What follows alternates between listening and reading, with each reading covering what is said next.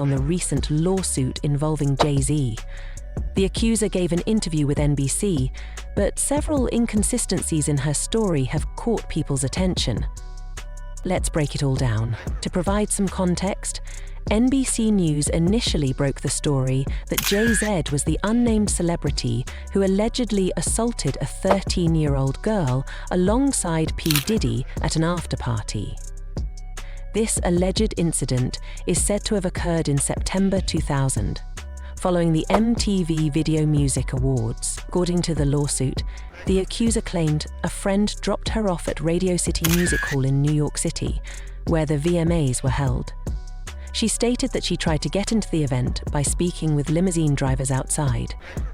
One of the drivers, who allegedly worked for Diddy, invited her to the after-party, saying she fit what Diddy was looking for. He then drove her to the party, which the accuser described as being held at a large white residence with a gated driveway. At the party, she claimed she accepted a drink, which she believes was drugged, and later found herself lying in one of the rooms. She alleges that both P. Diddy and Jay-Z assaulted her, while an unnamed female celebrity watched. After the incident, she said she ran out of the house, retraced the driver's route, and eventually arrived at a gas station where she called her father to pick her up. One inconsistency is how she got to the VMAs. She claimed a friend drove her from Rochester, New York to New York City, a 5-hour drive. NBC attempted to verify this detail, but the friend is deceased. They then spoke to her father, who allegedly picked her up from New York City after the incident. However, when asked, the father stated that he didn't recall driving to New York City to retrieve his daughter. The accuser's attorney, Tony Buzbee, addressed this discrepancy, stating, "The father doesn't remember because he was dealing with personal issues at the time." Buzbee suggested this could explain why the father didn't realize his 13-year-old daughter was missing overnight, or ask her questions about the incident. The accuser herself claimed she never told her father what happened, but wrote about it in her diary. Another inconsistency involved the accuser's claim that she spoke to people like Fred Durst and Benji Madden from Good Charlotte at the party.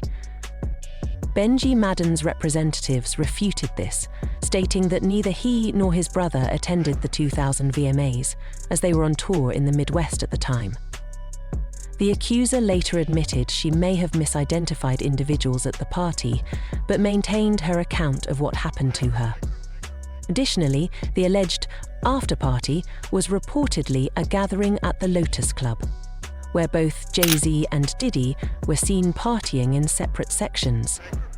However, the accuser claimed she was taken to a private residence and not the club, and there is no confirmation that Jay-Z was at such a location. These discrepancies significantly weaken the accuser's case and bolster Jay-Z's claim that the story is fabricated. Jay-Z has stated that he believes this lawsuit is an attempt at extortion, with his team pointing fingers at Tony Buzbee. Buzbee has come under fire for allegedly rushing to build a case against Diddy and collecting as many accusers as possible for a financial payout.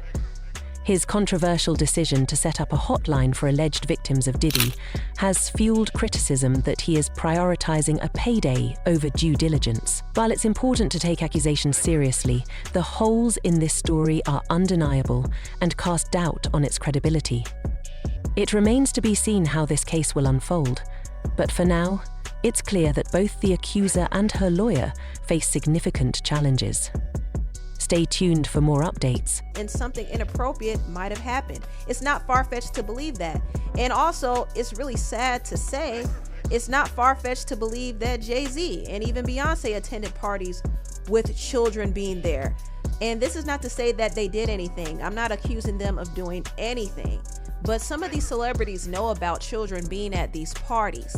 For example, one of Jeffrey Epstein's victims, Virginia, called out Naomi Campbell and said, "You saw me at the..." Because he knows that Diddy is already in serious legal trouble, Tony Buzbee appears to be leveraging the situation.